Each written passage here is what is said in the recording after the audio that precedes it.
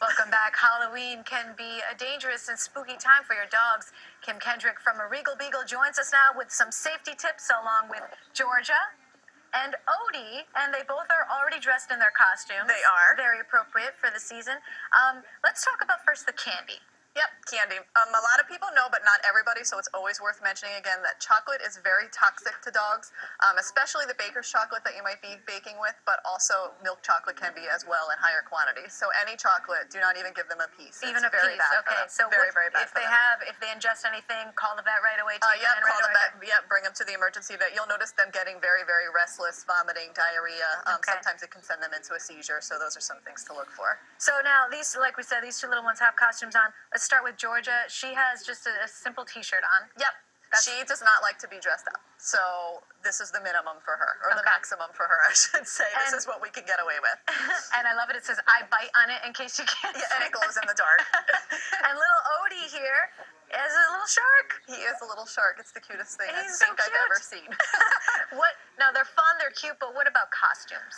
Costumes, you just want to use common sense. Don't have them covering their eyes or covering their mouth. You want to make sure they can still use the bathroom. You don't want it to be too tight so they're constricting their breathing or making them uncomfortable. But at the same time, you don't want them too loose that they're draping on the ground and they're tripping over them. And make sure that they're reflective if they're going to be outside. Georgia's I Bite t-shirt, the I Bite glows.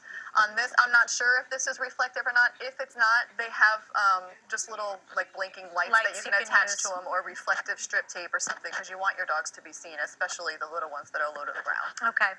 Now, with trick-or-treaters coming to the door, doorbell keeps ringing, knocks. Yeah. What about if you have a dog who's very, very anxious, either find another place for the dog to stay where there won't be Halloween activity, or turn your light off and simply don't participate in the activity. Keep them in a back room. If you still want to see the neighborhood kids, sit outside in the end of the driveway with your bowl of candy for the dogs.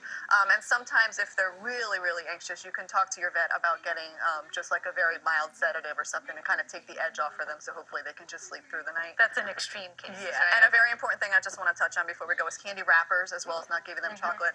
Very tragically, actually, one of my friends 2 weeks ago lost her dog, choked to death on a wrapper. It's very, very, because they just smell that candy was in there. They don't know there's nothing in there, and they go for it, and it can be very, very dangerous. I remember as a kid, you'd come home and you'd dump your candy out and start trading pieces. All have them over the do place, it up right? high on the table, and make sure whenever you eat a piece, don't be lazy and just leave it on the counter. Get up and make sure that you throw it away so the dog won't get it. Okay, great. Well, thank you so much. We want everyone to have a safe Halloween, including these little guys. All right, Kim, thank you from A Regal Beagle. Thank and you. Odie Thanks, and Georgia. Odie.